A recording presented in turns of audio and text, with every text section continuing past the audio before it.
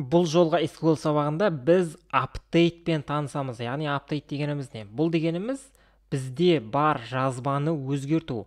Мысалға айтатын болсақ, кез келген бір жаңалықтар сайтында болатын болса, ол жерде бір салынған ақпарат кейін өзгертілуі мүмкін, ішінде сөзде қате кетіп қалуы мүмкін, соны ашады, админ арқылы өзгертеді, одан кейін сақтайды деген секілді. Ал енді біз бұны SQL арқылы қалай жазамыз? Қазіргі жағдайда бізде былай деп алайық. Мына жерде міне айталық, осындай аттар тұр. Бұл жерден біз айталық, мысалға мына 7-ші осы ақпаратты өзгертіп қарайық. Мына жерде мына customer name деп тұр. Осыған мен өзімнің атымды жазайын, және мына жерде city деген жерге өзімнің любой бір Қазақстанның қаласын жазып қояйық, және мына ақпараттарды да өзгертуге болады. Ол үшін біз не істейміз? Бірінші update деп басталады. Update customers. Яғни update, одан кейін мына customers деген осы таблицаның аты. Set деп жазамыз, одан кейін бізге керегі таблицаның аты. Мысалға customer name тең болады Ертай Қуанышев.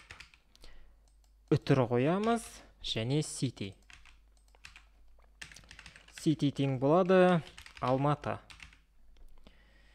Енді біз бұлай жазатын болсақ, бұл мына customer name барлық жазбадан өзгеріп кетеді. Яғни бұл әрине жақсы емес. Сондықтан міндетті түрде әдетте where жазамыз. Where. Именно қайсыны өзгерту керек? Жазамыз where customer ID тең болады. Мысалға текущий жағдайда бұл 7. 7 деп жаздық. Енді бұл айтады. Қара, мына жерде customer ID 7 деген бар, соның ішінде customer name бар, соны Ертай дегенге өзгерт, қаласын не деп тұрса да оны Алматы дегенге өзгерт деп команда береді. Осыны басамыз былай. Мен мынаны көшіріп алайын, кейін жоғалтып алмас үшін. Сондай жағдайда міне бізде өзгерістер енді біз customers дегенді басып қарайтын болсақ, 7 дегенді ашып қарайық. Міне 7-ші Ертай Қуанышев, окей. Қала. Мына жерде Алматы, окей. Және мына жерде біз өзгертпеген ақпараттар бұрынғы қалпында тұр. Бұл дәл осылай жұмыс жасайды. Енді бұның барлығын бұрынғы қалпына келтіру үшін мына жерде restore database деген бар. Бұл сервисте өзі солай ыңғайлы істелген. Соны қолдансақ болады. Бұл жерде не только мына екі поле, басқа да поляларды өзгертуге болады. Әрине, жалғыз өзгерту қажет емес, ол customer ID деген. Себебі бұл жерде бұл кез келген жазбада өз уникальный бір ключ болады. Ол ключ есебінде әдетте осындай міне сандар қолданылады. Бұл жерде байқаған болсаңыз, бұл сандар қайталанбайды. Енді біз осыны жазамыз, және ID 7 емес, мысалға 8 дегенге өзгерте аламыз. 8 дегенді соған өзгерте аламыз. Үтірді мына жазып қажет емес. Және 8-ті өзгерттік, және сондай жағдайда міне бізде 8-ші поляда осылай кетті, көріп тұрғанымыздай. Бұл жерде біз жай ғана белгілі бір мына жерде біреуін ғана емес, барлығын өзгертуімізге болады. Ол үшін жай ғана біз мынаны алып бастап, біз өзгерісті былай жіберетін болсақ, customers деген жерде барлығында міне Ертай Қуанышев деп тұрады. Әрине, егер сізге біреуін ғана өзгерту қажет болатын болса, случайно ұмытып кететін болсаңыз, онда барлығы кетіп қалады. Сондықтан мына жерде 91 запись тұр, 91 запистің бәріне кетеді. Сондықтан мынаны алдын ала көшірмесін, әдетте деректер базасының көшірмесін жасап қояды. Және бұндай жазғанда абай боласыз. Себебі интернетте жоюға қатысты, апдейтке қатысты осындай әртүрлі мемдер бар. Осы ұмытып кеткен жағдайда осылай болады деген секілді. Енді біз осыны алайық, және қайтадан қалпына келтірейік. Customers дегенді ашамыз. Енді бұл жерде былай істеп қарайық. Мысалға, алдында үйренгендерді қосайық. Where дейміз. Сондай жағдайда айталық. Мысалға,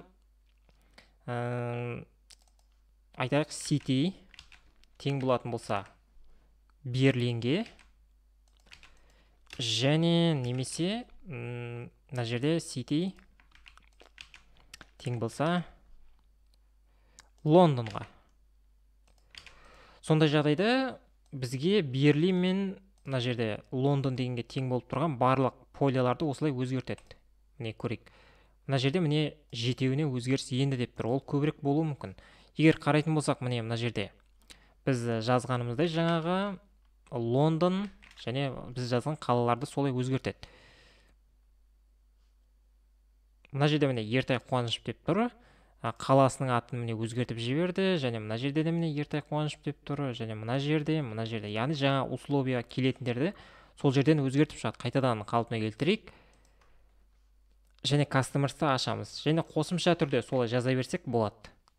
Қосымша мына жерде тағы да мынадай жазып берейік. Мысалға бізге postal код деген бұл жерде айталық мынаған тең болса, postal код мынаған тең болатын болса, және немесе деп жазайық, немесе postal код осыған тең болса, сондай жағдайда барлығын мына customer name деген жерде барлығын Ертай деген сөзге өзгертеді. Іске қосамыз. Сондай жағдайда тек қана бір ғана полеға өзгеріс енгізді. Customers дегенді көреміз, және мына жерде біз жазғанымыздай жаңағыдай осы жерде мынаған өзгеріс енгізді.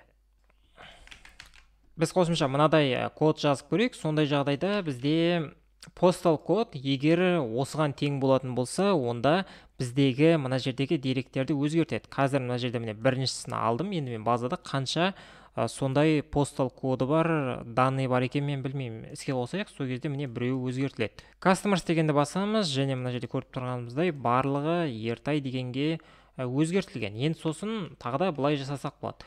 Postal код мысалға айталық осыдан үлкен болатын болса, қазіргі жағдайда біз мына 3012-ден, яғни 3013 деп жазайық, 3013-тен жоғары болатын болса, соның барлығындағы customer name'ді Ертай дегенге өзгертеді. Сондай жағдайда бізде 37 поляны өзгертті. Міне мына жерде де Ертай, яғни мына жерде айтқанымыздай 3000 сондай деген цифрдан, жаңа жазған ұмытып қалдым, сол цифрдан жоғары болатын болса, өзгертеді. Яғни 12000 деген мына жерде, 5021, 5023 деген секілді. Соның барлықтарын мына жерде өзгертіп шықты. Ертай деп тұр, мына жерде Ертай. Бұның барлығын әрине мен түсінікті болу үшін жазып жатырмын. Текущий жағдайда мына customers деген жерде әдетте реальный проект болса, әрине ол жерде өзгертпейді. Ол басқа бір проектлерді қолдану мүмкін. Бұл жай ғана біз осы update дегеннің маңызын түсіну үшін